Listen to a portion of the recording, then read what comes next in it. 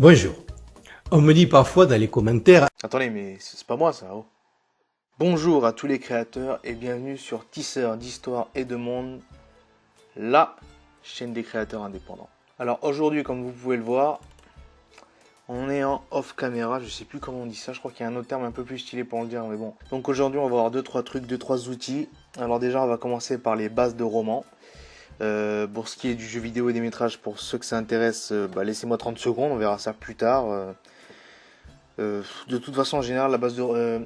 ce qu'il y a de bien chez le roman, c'est que quand je vous dis un truc, quand je vous explique des conseils, quand je vous donne des conseils, que je vous explique des choses sur les romans, ce qu'il y a de bien, c'est que ça marche aussi pour le jeu vidéo et le métrage, dans le sens où, quel que soit votre média, en fait, vous devez déjà écrire l'histoire, créer le truc, le pitch, etc. Donc tout ce qui est création de l'histoire, de l'univers, etc., c'est finalement commun, donc c'est le côté utile des romans. Donc les bases d'un roman, là je vais faire très court, ça va être vraiment la base de savoir par où commencer, qu'est-ce qu'il faut régler en premier quand on veut commencer à écrire un roman. Et je parle pas de la partie technique pour l'écriture, la mise en page, etc. Je parle vraiment de ce qui est de la création. Le reste c'est quand même assez simple et au pire dites-le moi si vous voulez des précisions là-dessus, si je peux vous aider, tant mieux. Donc la base des bases pour moi, comme vous pouvez le voir, c'est l'univers. Vraiment, ça va être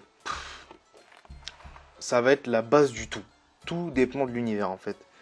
Que vous soyez dans un univers ou dans un autre, vous n'aurez pas les mêmes antagonistes, vous n'aurez pas les mêmes monstres, vous n'aurez pas les mêmes histoires possibles. Tout ça va dépendre. Bon, maintenant, vous pouvez prendre un univers déjà existant comme le monde réel, une période de l'histoire, ou créer le vôtre, ça c'est à vous de voir. Ensuite, qu'est-ce qu'on va rajouter? Ensuite, ce qu'on va rajouter, ça va être putain, je sais même plus écrire, l'antagoniste au sens large. Donc ça, qu'est-ce que ça veut dire? Ça veut dire que tout simplement, vous allez voir qui est soit l'antagoniste, c'est-à-dire l'ennemi en personnifié, soit en gros, qu'est-ce qui va perturber l'histoire, qu'est-ce qui va faire que les héros, s'il y en a, vont devoir changer les choses, qu'est-ce qui va être le principal, le principal élément perturbateur du récit, quoi. Par exemple, ça peut ne pas être une personne, mais être, je sais pas, la nature, ce qui est pas vraiment un antagoniste, mais plutôt c'est un antagoniste qui n'est pas forcément personnifié du coup, ou soit ça peut être, je sais pas, un problème quelconque, la famine ou quoi que ce soit. Voilà, en fait, voilà, c'est l'antagoniste, ça peut être le problème en fait, tout simplement. Ensuite, le groupe de protagonistes. Donc ça c'est très simple, hein, ça va être vos héros ou vos anti-héros, ou voire même des fois vos méchants, suivant le type de récit suivant le type de récit que vous voulez faire, tout simplement.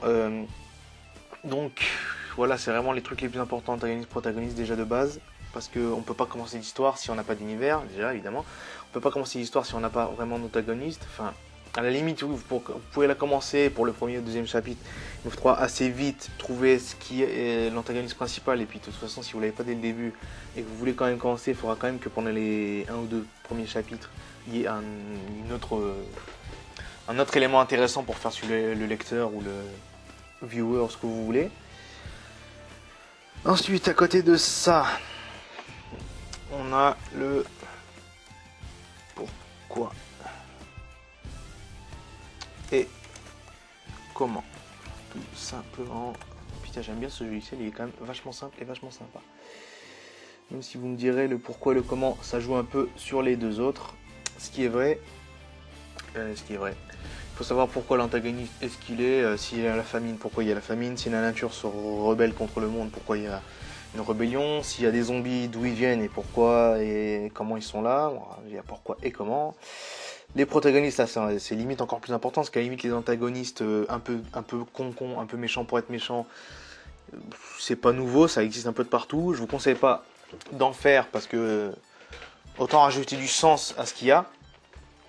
Maintenant, s'il n'y a pas de sens, c'est pas forcément gravissime. Là où les protagonistes, eux, s'il n'y a pas de sens, c'est juste débile. Même s'il y a des protagonistes assez simples dans ce qu'on peut trouver dans la fiction, c'est quand même mieux de leur trouver une vraie raison pour être dans l'histoire. Donc voilà. Voilà, donc là c'est tout simple. Trouvez dans quel univers vous le faites, la fantasy, là je sais pas quoi, vous créez un peu le délire, vous faites un peu la carte ou au moins deux trois territoires, l'endroit où ça va commencer. Qu'est-ce qui va être combattu et pourquoi et par qui et qu'est-ce qu'ils vont venir foutre dans cette histoire-là, pourquoi ils vont venir décider d'affronter l'antagoniste, est-ce que ça va être volontaire ou pas, est-ce que bon voilà tout ça. Ça c'est vraiment le principal, le début, la base du comment pour savoir quelle histoire vous raconter, tout simplement. Là, c'est très basique, c'est très début, mais il fallait bien commencer quelque part et j'avais envie de vous le dire. Et ensuite, le reste, ça va tout simplement être de filer la chose à partir de tout ça. Hein. Le reste, mais de toute façon, on verra dans d'autres vidéos, je crois que je vous l'ai déjà dit, on verra comment avoir de l'inspiration pour ceux qui n'en ont pas, comment devenir plus créatif et comment avoir des idées, parce que c'est quand même quelque chose d'important et qui peut pas mal causer problème à certains, même si moi je comprends pas trop pourquoi, mais on va essayer de régler le problème. Voilà. Donc ce qu'on va faire maintenant, c'est qu'on va voir les outils pour les romans. Alors comme vous pouvez le voir là, je suis sur touteslescouleurs.com, voilà un site à un nom très simple, hein, mais en même temps, des fois faut pas se faire chier. Qui, comme vous le voyez, présente les couleurs, hein, merci Captain Obvious, mais plus précisément que vous le pensez. Voilà, vraiment, là vous avez les violets de manière générale, je crois que c'est un surnom d'ailleurs, on s'en fout à la limite. Voilà, vous avez violet, améthyste, aubergine, vous avez toutes les formes de violet. Voilà, ça c'est tout simplement pour éviter les imprécisions et les répétitions. C'est-à-dire qu'au bout d'un moment, si à chaque fois que on a un personnage aux cheveux verts, un autre personnage aux yeux verts, un autre personnage avec un t-shirt vert, un autre personnage avec une chemise verte, un autre personnage avec des bottes vertes et de l'herbe verte, une maison verte ou je ne sais quoi. Si à chaque fois il y a le même mot vert, rouge, vert, bleu, vert, jaune. Bah déjà c'est pas très précis hein, de manière générale, même si vous n'êtes pas obligé d'être ultra précis dans un roman, il faut savoir laisser une bonne partie qui dépend de votre style d'imagination au lecteur. Mais il faut quand même être un minimum précis et puis c'est surtout que la répétition c'est moche quoi. Et puis même bleu jaune c'est vraiment c'est chiant. Mettre 2-3 mots un peu plus pas compliqués mais un peu plus précis comme dire indigo au lieu de dire bleu ou violet parce que l'indigo c'est un peu entre les deux, ça va dépendre. Dire violet cerise, dire je sais pas moi violet colombin, ouais, c'est classe comme nom ça. Ou bleu azur au lieu de bleu, mais pourtant bleu azur c'est très connu quoi, c'est pas compliqué, vous n'êtes pas obligé d'aller dans des termes compliqués comme gris de lin ou violet d'évêque, putain je connaissais pas ça, même violine, des trucs comme ça, vous n'êtes pas obligé d'aller dans le compliqué même si ça peut être utile, mais vous allez en avoir quand même besoin parce que il y a plein, quand on vous dit qu'il y a les couleurs sont infinies, c'est pas faux quoi, on peut se dire mais non il y en a que 2-3, il y a bleu machin, ouais mais toutes les nuances en fait sont infinies, donc voilà, ça vous allez en avoir besoin. Surtout pour faire votre fiche de perso, pour être précis sur votre personnage, il va falloir écrire quelle couleur sont ses cheveux, quelle couleur, parce que voilà, entre un personnage qui a les cheveux bleu persan, un autre qui a les cheveux bleu minuit, l'autre bleu azur et l'autre, comment on dit, bleu turquoise, il y a quand même pas mal de différences et pas mal de nuances. Au bout d'un moment, faut pas s'imaginer la même couleur à chaque fois, quoi, sinon il y a un petit souci. Par contre, petite astuce que je vous conseille pour que votre lecteur comprenne ce que vous écrivez, parce que c'est vraiment important je pense que c'est vraiment important que le lecteur comprenne tout de suite ce que vous écrivez, parce que le problème c'est que je pense que vous en êtes conscient si vous lisez comme moi, quand on lit et qu'on comprend pas un mot, généralement, si le sens de la phrase suffit à ce qu'on comprenne à peu près le mot ou qu'on estime que c'est pas ce mot-là, c'est pas le fait de ne pas comprendre ce mot-là qui va faire qu'à la fin du livre on n'aura pas compris l'histoire, ce qui est très rare quand même. On se fait pas chier à aller chercher le dico ou aller chercher le téléphone et la 3G pour aller chercher. Donc du coup c'est peut-être mieux de préciser immédiatement pour que votre lecteur comprenne tout de suite et qu'il ait ne pas aller chercher parce que de toute façon il y a quasiment aucune chance qu'il le fasse, et deux, qu'il comprenne bien tout parce que bon, c'est quand même le but quoi. Donc le petit conseil que je vous donne, c'est de mettre le nom de la couleur avant de mettre le nom de la nuance par exemple, parce que bon évidemment par exemple là on met héliotrope. Si vous mettez, oui, il a des cheveux de couleur héliotrope, des cheveux héliotropes, il y a à peu près 99,9% des gens qui vont pas comprendre de quoi vous parlez. Et quasiment personne va aller voir. Donc ce qui va être bien, c'est plutôt de dire héliotrope, vous allez dire violet héliotrope. Comme ça déjà, au moins, le lecteur sait de quoi on parle. Un minimum, il ne saura pas quel violet précisément s'il ne va pas chercher. En même temps, on ne peut pas faire tout à sa place, hein. Vous n'allez pas mettre un échantillon de la couleur dans votre bouquin, quoi. Mais voilà, et ça peut être vachement utile. Donc par exemple, je vous montre un peu ce que ça peut faire. Tiens, dans le jaune, même si c'est une couleur si c'est la seule couleur que j'aime pas, mais bon, chacun ses goûts. Voilà, vous voyez vraiment, vous avez toutes les variantes. Il y a même des couleurs que vous trouvez en double. Des couleurs qui parfois sont entre le bleu et le vert. Vous le retrouvez à la fois dans les nuances de bleu et celles de vert. Donc bon, après, ça c'est à vous de voir. Mais un site vraiment, je trouve très pratique. Ensuite, qu'est-ce qu'on a? On a Wikipédia. Je vais vous donner un exemple avec le glossaire maritime que j'utilise pour la légende du marin pourpre. Wikipédia, évidemment, si c'est bien utilisé, ça peut être vraiment un outil génial. Même si certains sont toujours en train de dire oui, mais vous n'êtes pas sûr de ce que trouver. Internet, n'importe qui peut écrire. Alors oui et non, Wikipédia, n'importe qui peut écrire, mais n'importe qui peut corriger. Et surtout, il y a beaucoup de participation. Et si tu arrives en disant n'importe quoi, en général, c'est vu. Et puis de toute façon, il faut donner les sources que vous pouvez voir. Les sources que vous pouvez voir en bas normalement, bon là c'est un peu space parce que là c'est un portail, c'est pas un article, mais si vous êtes sur un article, en bas vous avez les sources. Et rien ne vous empêche d'ailleurs d'aller voir les sources justement pour voir d'où ça vient, parce que des fois les sources sont un peu pétées.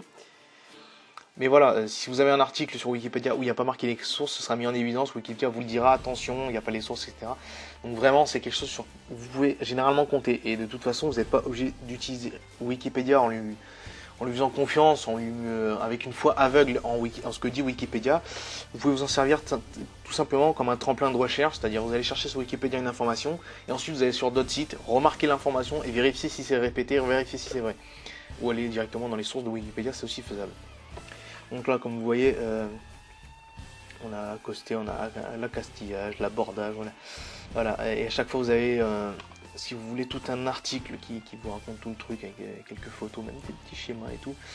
Donc voilà, par exemple si vous voulez faire quelque chose en mer, de la piraterie ou je ne sais quoi, le glossaire maritime, la porte sur le glossaire maritime, c'est vraiment une tuerie. Et voilà, toutes les portails que vous pouvez avoir besoin de sujets en général ou d'histoire, je sais pas, l'Égypte antique ou j'en sais rien, vous pouvez le trouver sur Wikipédia et l'utiliser comme un tremplin pour autre chose éventuellement. Donc rappelez-vous de ça, c'est un peu la base Wikipédia, mais rappelez-vous que c'est votre ami. Ensuite, qu'est-ce qu'on a? On a quoi? Ah, les bestiaires, voilà. Les bestiaires, bon ça dépend. Si vous faites un truc style un récit réaliste dans l'Europe du 21e siècle, vous n'allez pas en avoir besoin. Quoique si, quelque part, vous allez quand même pouvoir aller chercher ça dans des sites sur les animaux, voilà, sur ce qui est dans notre monde. Mais dans le cas où vous faites de la fantasy, ça peut vraiment être pas mal d'avoir des bestiaires qui vous inspirent. Ça peut vraiment être pas mal d'avoir des bestiaires qui vous inspirent, le genre de monstre de lequel vous vous inspirez, d'un bestiaire vraiment complet, vraiment original. Moi, l'exemple que je vous montre là, c'est celui de... Bon, vous voulez voir, l'adresse est marquée ici. C'est celui de Monster Hunter, parce que Monster Hunter c'est vraiment... bon, au-delà d'être un excellent jeu, c'est un jeu qui met beaucoup de... qui met un point d'honneur à vraiment créer des monstres qui ont l'air... vraiment une faune qui fait très réelle, qui fait très diversifiée. Et pourtant, c'est pas des choses qui existent vraiment, quoi. On ne reprend pas des dinosaures, on leur met de plumes, et puis ça y est, quoi. On a vraiment des trucs très originaux. D'ailleurs, tiens, le Kezu, lui, c'est vraiment... je vais vous montrer un peu. S'il y a une photo, je sais pas.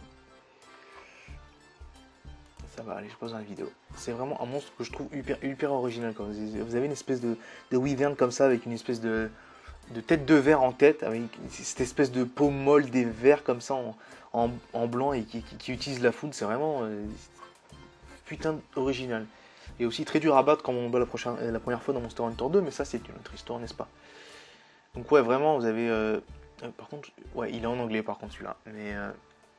ouais, c'est pour vous donner une idée, les jeux que vous appréciez, les bestiaires que vous appréciez, que ce soit dans Final Fantasy ou autre chose, cherchez à trouver leurs bestiaires complets et le plus informés et avec le plus d'images possible, parce que ça peut vraiment vous aider. Par exemple, moi j'ai aussi le bestiaire de Dark Cloud qui est un de mes 2 jeux préférés facilement, hein, vraiment c'est Dark Cloud et FF10, c'est vraiment les 2 trucs qui m'inspirent le plus pour créer les chroniques de Salphia, hein, c'est la moitié du truc. Et là vous avez les bestiaires avec les noms anglais, etc. Bon, ça, de toute façon, les livres, c'est quand vous voulez écrire et chercher des informations, c'est comme partout pour chercher des infos, pour apprendre des choses.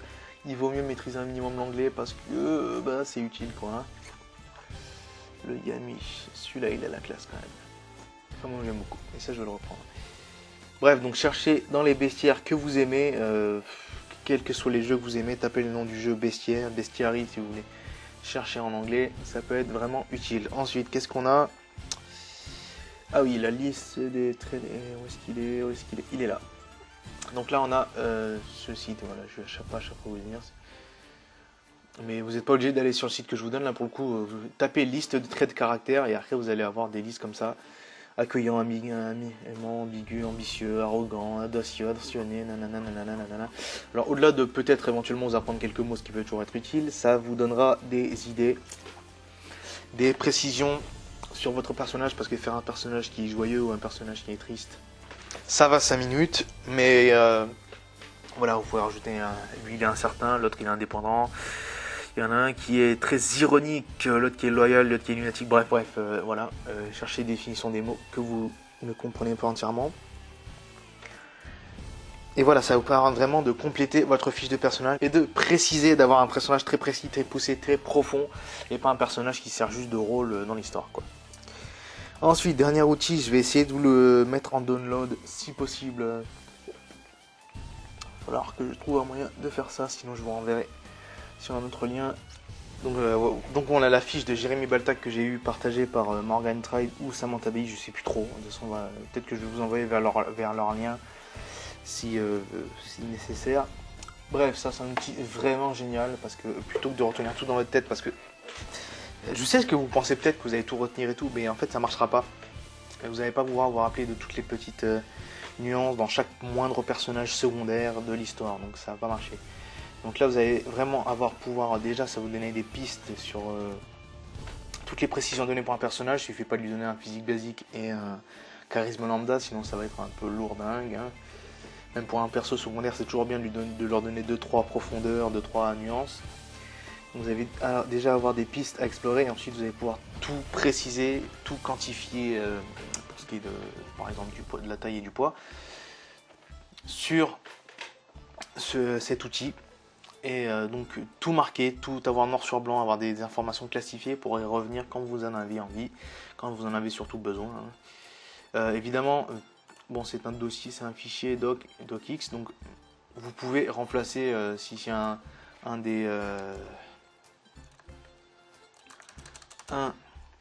une des cases ne vous arrange pas. Voilà, si je veux passer par nourriture préférée ou ajouter une case, voilà, il n'y a pas de problème, hein. Donc peut-être si je veux mettre sa nourriture préférée parce que c'est plus important, je le fais. Moi par exemple, je vais vous montrer dans 3 minutes. Moi par exemple, je vais vous montrer dans 2 minutes. Mais pour les chroniques de Salfa, par exemple, j'ai rajouté l'élément, le style de combat, l'élément, comment on dit, l'élément de prédilection. Voilà, pour que ça corresponde à ce que j'écris. Donc évidemment, c'est une fiche de base, vous pouvez la changer. Mais regardez, vous avez quand même vraiment beaucoup de bonnes infos, de bons trucs. Il y a des trucs qui se répètent un peu, je trouve d'ailleurs, parce que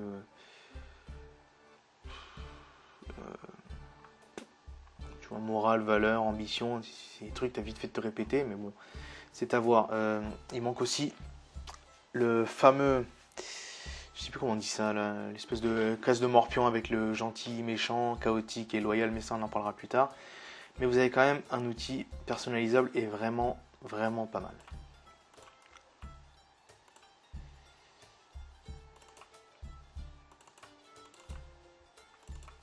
Donc pour vous montrer ce qu'on peut faire avec ce genre de truc, voilà, moi j'avais changé par exemple pour les chroniques de Salfia, j'avais mis cette version, j'avais changé style de combat, éléments de prédilection, efficacité en combat, j'avais mis ça aussi, c'était des notes, mais ça c'est pour moi, quoi, c'est pas un truc qui regarde directement. Motif principal, oui voilà. Le motif principal, pourquoi il y en a la polygraphie, je m'en sers pour me souvenir les grandes lignes de ce qu'a fait le perso.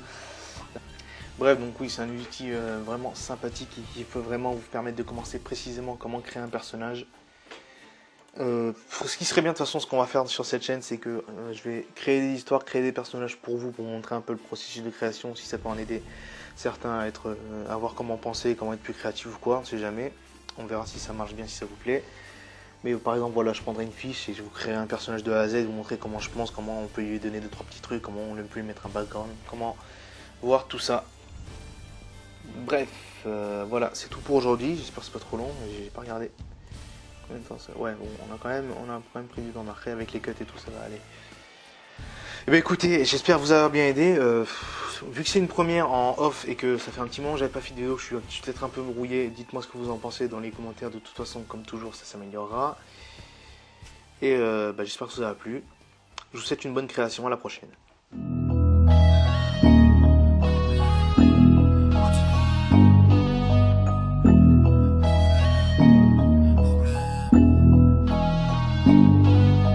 Les humains sont faits pour les proverbes, les dieux sont faits pour les problèmes. J'attends la calmie dans les hautes herbes, Mélone de la Kouma qui m'observe. Les humains sont faits pour les proverbes, les dieux sont faits pour les problèmes. J'attends la calmie dans les hautes herbes, Mélone de la Kouma qui m'observe. J'ai touché du doigt l'ombre est factice, peur à coucher des rois mon époque tisse. Des vis la drogue n'est que la factrice, trop à toucher du bois mon époque tisse. Je sais pas comment mériter vérité.